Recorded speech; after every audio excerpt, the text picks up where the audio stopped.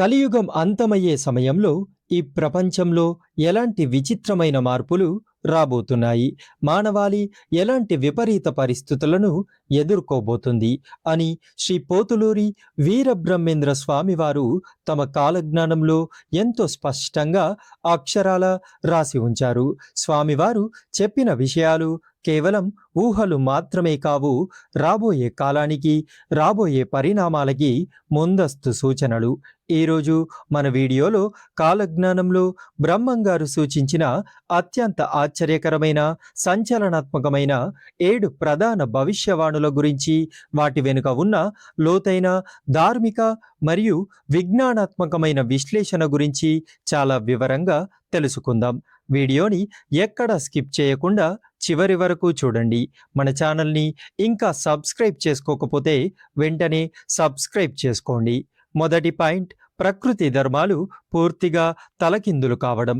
కాలజ్ఞానంలో బ్రహ్మంగారు ఏమని రాశారంటే, అమావాస్య నాడు చంద్రోదయం అవుతుంది, అలాగే అర్ధరాత్రి వేళ ఊహించని రీతిలో సూర్యోదయం కావడం జరుగుతుందని తెలిపారు. అంటే మనం రోజువారీగా చూసే సూర్యచంద్రుల గమనం, కాల చక్రం, భూమి యొక్క భ్రమణ వేగం పూర్తిగా మారిపోతాయి. పగలు రావాల్సిన చోట చీకటి, రాత్రి రావాల్సిన చోట ప్రచండమైన వెలుగు రావడం అనేది భూమి యొక్క అక్షం మారడానికి లేదా ఏదైనా పెద్ద ఖగోళ మార్పుకి ప్రధాన సూచిక. అంతేకాకుండా వర్షాలు పడాల్సిన వర్ష ఋతువులో తీవ్రమైన కరువులు రావడం, ఎండలు కాయాల్సిన సమయంలో ఊహించని వరదలు, మంచు విపత్తులు రాబోతున్నాయి.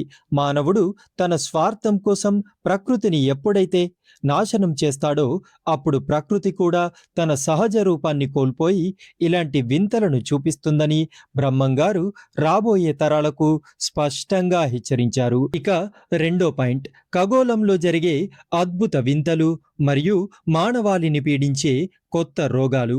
బ్రహ్మంగారు రాసిన కాలజ్ఞానం ప్రకారం ఆకాశంలో ఒకేసారి 3 పెద్ద చుక్కలు లేదా ఉల్కలు ఆవిర్భవిస్తాయి.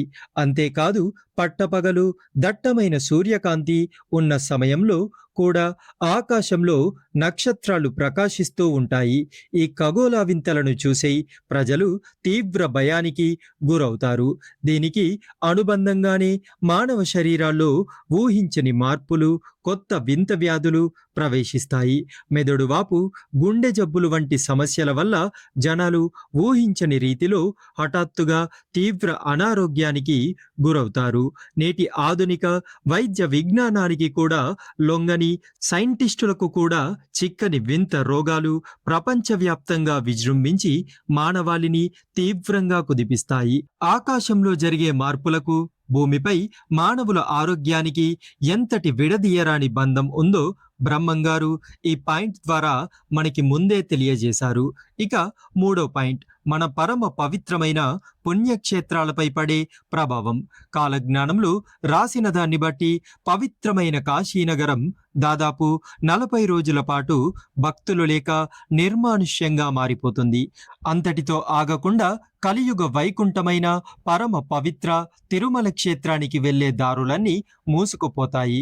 అంటే రాబోయే రోజుల్లో ప్రపంచంలో జరిగే పరిస్థితుల వల్ల గాని, రవాణా వ్యవస్థలు స్తంభించిపోవడం వల్ల గాని, లేదా ఊహించని ప్రకృతి వైపరీత్యాలు, కొండచర్యలు విరిగిపడటం వల్ల గాని భక్తులు తిరుమలకు వెళ్ళలేని పరిస్థితులు ఏర్పడతాయి. మనుషుల్లో దైవ చింతన తగ్గిపోయి పాపభీతి నశించినప్పుడు పవిత్ర స్థలాలు కూడా తమ ప్రశాంతతను కోల్పోతాయని, భక్తులకు దూరమవుతాయని బ్రహ్మంగారు ఈ వాక్యాల ద్వారా అంతరార్థాన్ని సూచించారు. ఇక నాలుగో పాయింట్, కలియుగ దైవం శ్రీ వెంకటేశ్వర స్వామి ఆనంద నిలయంలో జరిగే మహా అద్భుతం. శ్రీ వెంకటేశ్వర స్వామి గుడిలోకి ఒక విశాలమైన 7 పడగల పాము ప్రవేశించి బ్రాహ్మణ రూపంలోకి మారి వేదమంత్రాలను పఠిస్తుందని కాలజ్ఞానంలో రాయబడింది. అంతేకాదు కలికాలం బాగా ముదిరిపోయినప్పుడు, పరాకాష్ఠకు చేరినప్పుడు వెంకటేశ్వర స్వామి మూల విరాట్టు సామగ్రిని, అమూల్యమైన ఆభరణాలను 6 దుర్మార్గులు అపహరిస్తారని కూడా స్పష్టంగా రాసి ఉంది.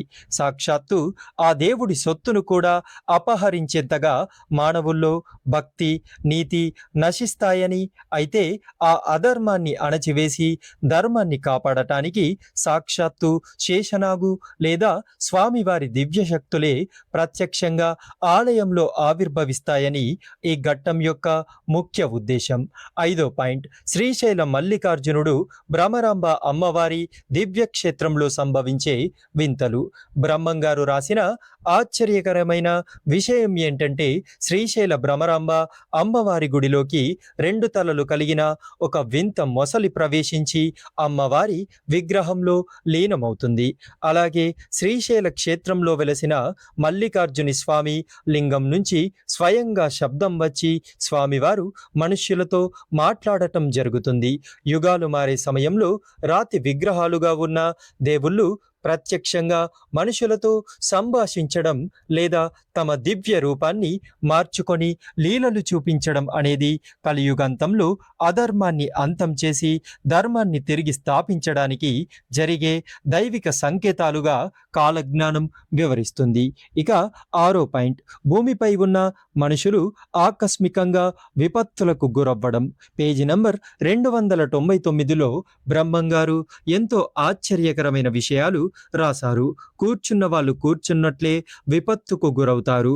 దారిలో వెళ్లే వాళ్ళు వెళ్తూనే సొమ్మసిల్లి పడిపోతారు.